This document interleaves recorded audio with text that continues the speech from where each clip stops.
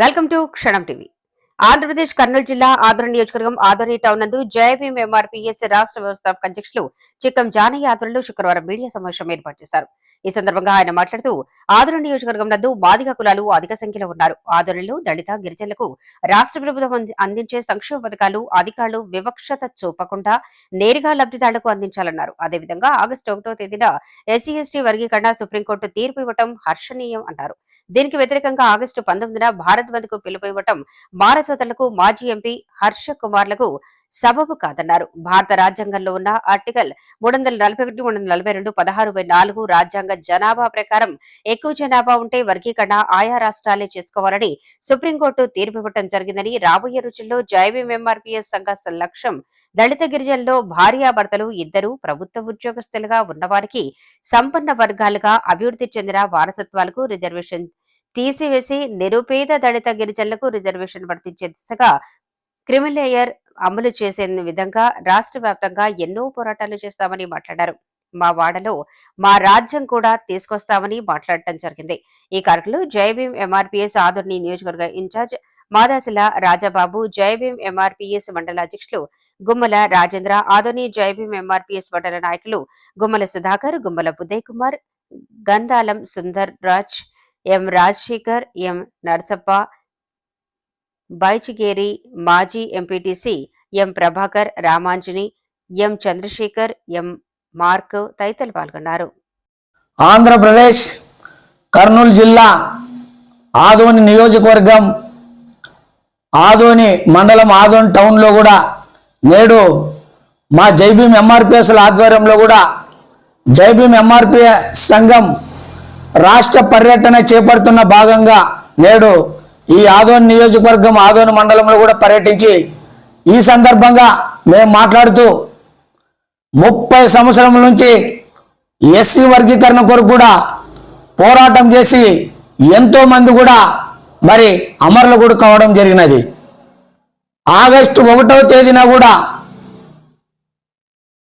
Supreme court SC వర్గీకరణ రాజ్యాంగ జనాభా దమాష ప్రకారం ఎక్కువ జనాభా ఉంటే ఆయా రాష్ట్రాలే చేసుకోవాలని ఆర్టికల్ 341, ఆర్టికల్ 342, 16 సబ్ క్లాస్ 4 ద్వారా కూడా మరి తీర్పు ఇవ్వడం అభినందనీయమని కూడా ఈ సందర్భంగా తెలియజేస్తున్నాం. అదేవిధంగా ఎస్సీ ఎస్టీ వర్గీకరణ అవుతే చాలామంది ఎస్సీ ఎస్టీ ఎంప్లాయీస్ ఉన్నటువంటి వారసత్వం వారు సంపన్న వర్గాలే లబ్ధి పొందుతారు, కానీ సామాన్య దళిత గిరిజనులు ఎక్కడేసిన గొంగలి అక్కడే ఉంటుందని కూడా ఈ సందర్భంగా తెలియజేస్తున్నాను. అందుకనే బాబాసాహెబ్ అంబేద్కర్ కూడా రాజ్యాంగంలో ఒక మాట కూడా తెలియజేయడం కూడా జరిగినది. మరి బాబాసాహెబ్ అంబేద్కర్ రాజ్యాంగ రిజర్వేషన్ ఫలాలు ప్రతి దళిత గిరిజన పేదలకు అందజేయాలని బాబాసాహెబ్ అంబేద్కర్ కూడా తెలపడం జరిగినది.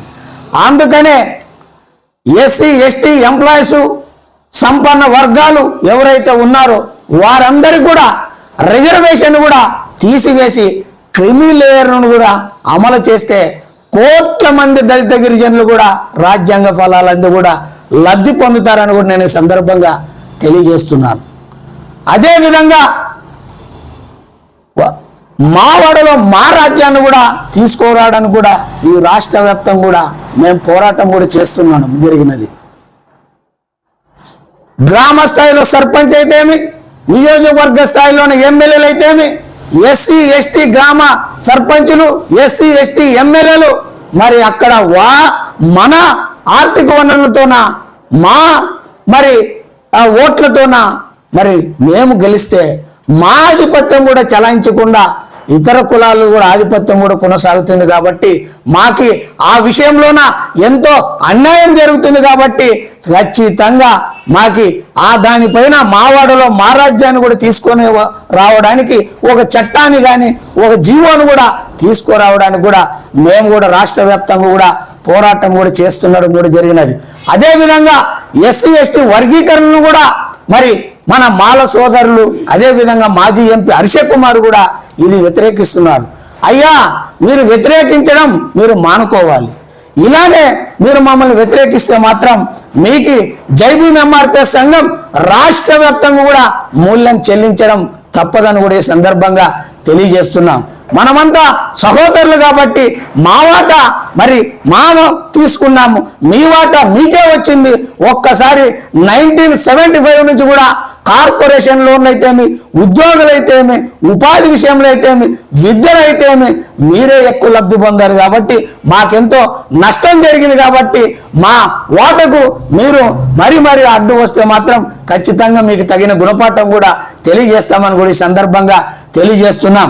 అదేవిధంగా క్రిమిలేను వర్తింపజేసే దిశగా, మావాడులో మా రాజ్యాన్ని తీసుకొచ్చే దిశగా సంఖ్యలకైనా, బుల్లెట్లకైనా, లాఠీకైనా కూడా భయపడకుండా గల్లీ నుంచి ఢిల్లీ వరకు కూడా జై భీమ్ ఎంఆర్పిఎస్ సంఘం కూడా పోరాటం చేస్తుందని కూడా ఈ సందర్భంగా తెలియజేస్తూ, ఆశయాలను ఆచరణ పెడితే మానవుడే మహనీయుడైతాడని బాబాసాహెబ్ అంబేద్కర్ చెప్పిన మాటను నిజం చేయడం తథ్యమని కూడా ఈ సందర్భంగా తెలియజేస్తూ, నా పేరు చిక్కం జానయ్య మాదిగా, జై భీమ్ ఎంఆర్పిఎస్ ఆంధ్రప్రదేశ్ రాష్ట్ర వ్యవస్థాపక అధ్యక్షులు. జై భీమ్, వర్ధిల్లాలి జై భీమ్ ఎంఆర్పిఎస్.